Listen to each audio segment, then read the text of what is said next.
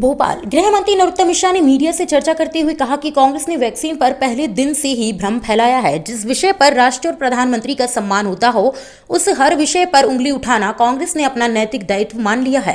कांग्रेस चाहती है कि देश में हाहाकार मचता रहे, इसलिए वह अनावश्यक विवाद उत्पन्न करती रहती है। अब कोविशील्ड और कोवैक्सीन को लेकर विवाद खड़ा किया जा रहा है। इसके पहले वैक्सीन को भाजपा की वैक्सीन बताया गया था, फिर प्रधानमंत्री जी ने वैक्सीन नहीं लगवाई ये कहकर विवाद खड़ा किया। अब कोरोना मरीजों के साथ अस्पतालों में भीड़ भेजी जा रही है। गृह मंत्री ने अपील की है कि कोरोना मरीजों के साथ एक ही व्यक्ति जाए, फालतू की भीड़ ना लगाएं। इससे वे स्वयं भी संक्रमित होने से बचेंगे और अन्य लोगों को भी अप्रत्यक्ष रूप से बचाएंगे। डॉक्टरों और अस्पतालों पर भरोसा रखें। देखो, कांग्रेस ने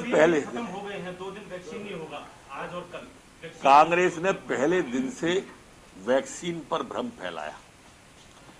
जिस विषय पर राष्ट्र का मान ऊंचा होता हो, मोदी जी का सम्मान होता हो, उस विषय पर उंगली उठाना ये कांग्रेस ने अपना नैतिक दायित्व माना है, बस।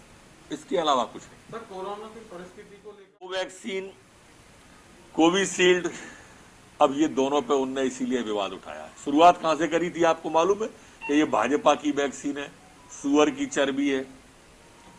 आज तक एक फोटो आपने राहुल गांधी, सोनिया गांधी का वैक्सीन लगाते किसी पर नहीं देखा होगा, आज तक। फिर कह दिया भाजपा की वैक्सीन है, फिर कहने लगे मोदी जी ने नहीं लगवाई, मोदी जी क्यों नहीं लगवा रहे। फिर मोदी जी ने लगवा ली तो अब कोविड पे, कोवैक्सीन पे आ गए। कुल मिला के कैसे भी ये देश में हाहाकार मचा रहे, क्योंकि उनके प्रदेश अगर नहीं लगवाएंगे, महाराष्ट्र है, छत्तीसगढ़ है, जो लेट करने के लिए बढ़ गए, वो जानबूझ के चाह रहे हैं कि लेट हो तो उनके लोग कोरोना बम बन के घूमते रहे। ये सबसे बड़ी दिक्कत है। कोरोना की परिस्थिति को कमलनाथ जी तभी जिलाध्यक्ष होता करें, अच्छी बात है, देर से सोचा उन्होंने। अशोकनगर में 3 लोगों की मौत हुई।